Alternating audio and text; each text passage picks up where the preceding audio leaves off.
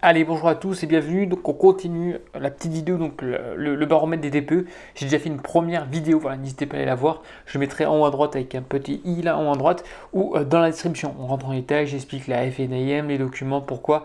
Voilà, là on va rentrer davantage dans le détail, donc c'est plus judicieux de voir la première vidéo. Alors l'aperçu de la présentation. Donc premièrement, on va voir la répartition des étiquettes donc du DPE, du parc de logement en France, notamment au niveau du type, de la taille.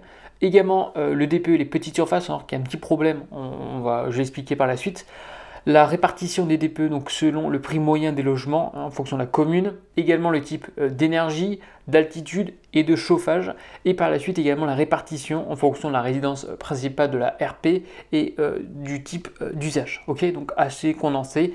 Il y aura pas mal de chiffres, encore une fois, tous ces chiffres viennent de la FNIM. Je ne suis pas sponsorisé par eux, évidemment, il n'y a pas de partenariat, il n'y a rien du tout, hein, c'est juste à titre indicatif. Je trouve que c'est quand même des documents qui sont très important, surtout aujourd'hui si on souhaite éventuellement investir, ça donne de bonnes indications sur les différents types de logements.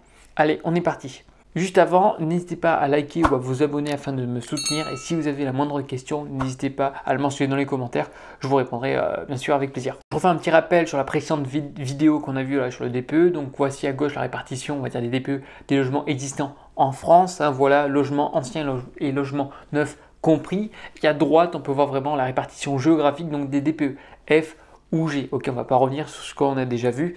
Voilà, je continue, mais au moins je vous fais un petit rappel. Allez, maintenant on va passer à la répartition des DPE donc selon le type de bien. Donc ce qu'on peut constater, c'est que les maisons ont des étiquettes de DPE plutôt hétérogènes que les appartements.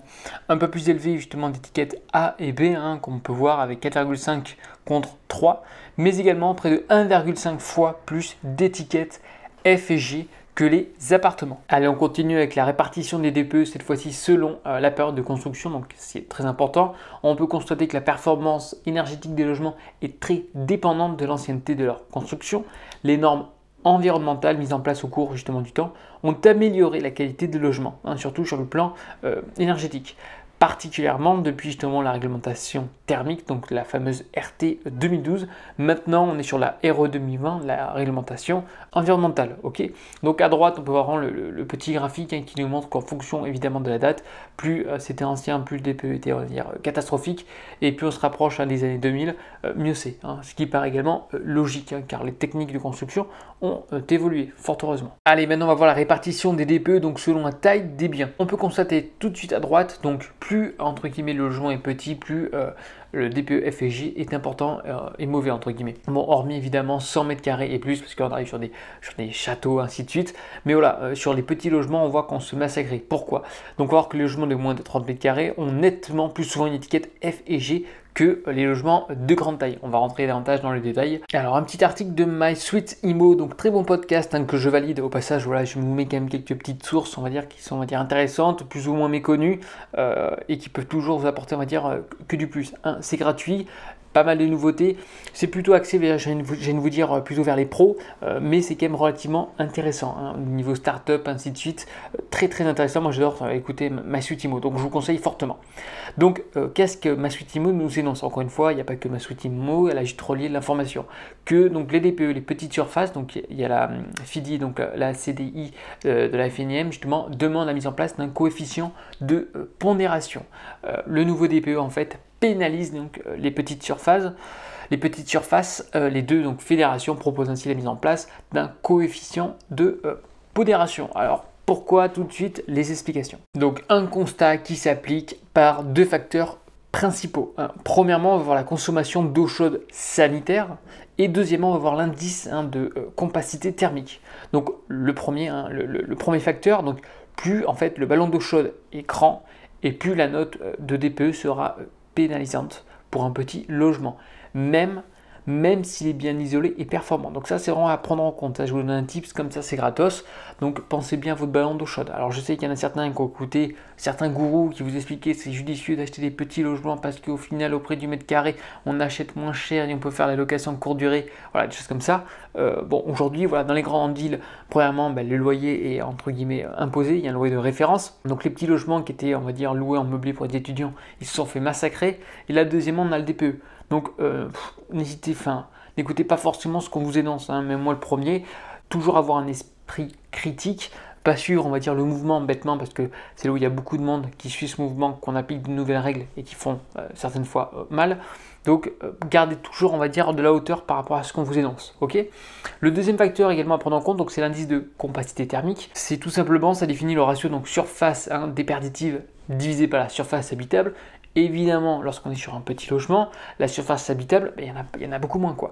Donc, plus le résultat est petit, meilleure est l'efficacité thermique et donc, bien sûr, le fameux DPE. Cependant, le ratio justement pour un studio présente proportionnellement plus de surface déperditive de murs qu'un appartement de même forme avec plus de surface habitable. Conclusion avec ces deux facteurs. Les DPE pour les petites surfaces, ça se fait enchaîner, c'est relativement mauvais.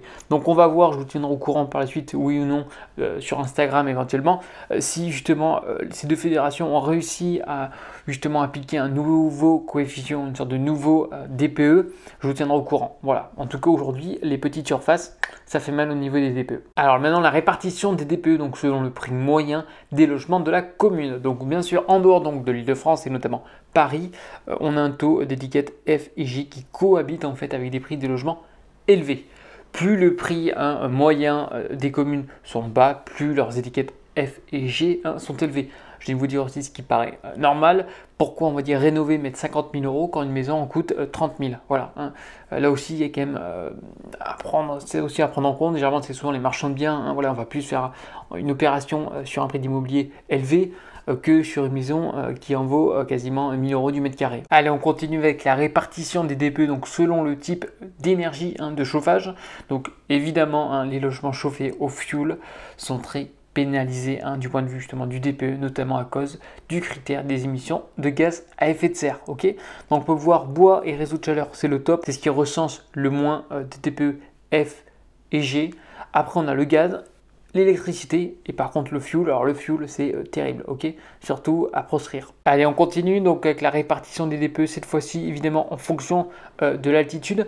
Au passage, si vous souhaitez éventuellement que je fasse un petit numéro par rapport également aux stations de ski, entre guillemets, l'immobilier station de ski, la FNIM a également produit un document qui peut être relativement intéressant, donc n'hésitez pas à me le dire dans les commentaires si vous êtes intéressé. Donc on peut constater aussi que l'altitude est un facteur déterminant du DPE. Les logements d'altitude ont des DPE nettement moins favorables, c'est ce qui semble logique puisque la température extérieure diminue de 1 degré tous les 150 mètres d'altitude. Voilà, c'était le petit point, on va dire, scientifique, donc 1 degré tous les 150 mètres. Graphiquement, que lorsqu'on est supérieur à 800 mètres, évidemment, on a quasiment plus de 35% de DPE F et G. Donc là aussi, les logements en montagne à une certaine altitude, j'aimerais même voir comment on va procéder à la rénovation. Premièrement au niveau des artisans, combien ça a coûté, parce que là aussi, le prix des matériaux, le machin, le truc, pour la cheminée sur place, trouver les mecs sur place, ça risque de coûter extrêmement cher.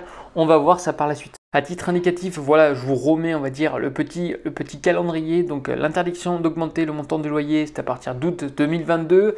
N'oubliez pas que je vous ai fait également une petite vidéo pour vous dire que voilà, aujourd'hui un logement G, on s'en fout un peu, je ne vais pas rentrer en détail, mais voilà, tout sera mentionné dans la vidéo, donc c'est en haut à droite. L'indécence des logements, c'est à partir de 2023 supérieur à 450 kWh/m² par an, ok.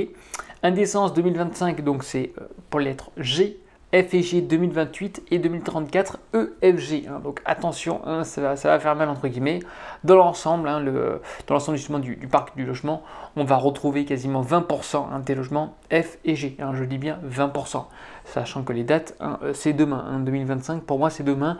2028, presque, c'est après-demain, quoi. Allez, on continue avec la répartition des DPE. Donc cette fois-ci en fonction du statut d'occupation justement des résidences principal. Donc on va avoir 3 catégories, donc le propriétaire occupant, le locataire social et le locataire privé. Encore une fois, les chiffres basés sources, tout est mentionné sous le graphique.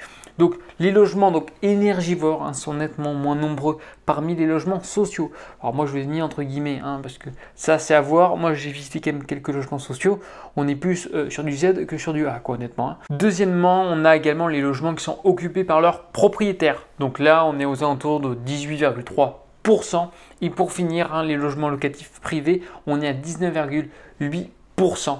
d'avoir à peu près des logements justement énergivores. Allez, maintenant on va voir la répartition des DPE selon le type d'usage, donc 3 cas, donc résidence principale, RP, RS, résidence secondaire et évidemment les logements vacants. Donc on va voir où se situent tout simplement les logements les plus énergivores, dans quelle catégorie. Plus de 32% pour les résidences secondaires.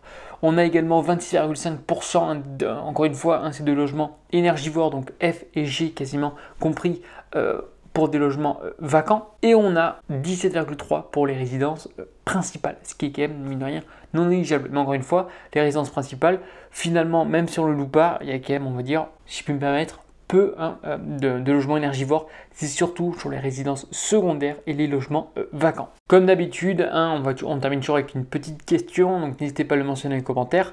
Donc, quel est votre avis sur le diagnostic technique énergétique, donc le DPE, en France? Je suis prêt à toute réponse. Si vous avez des questions également via la vidéo ou s'il y a une corrélation avec le DPE, n'hésitez pas dans les commentaires. N'hésitez pas également à liker, à partager la vidéo afin de me soutenir. Et sur ce, je vous dis à une prochaine vidéo. Allez, bye bye.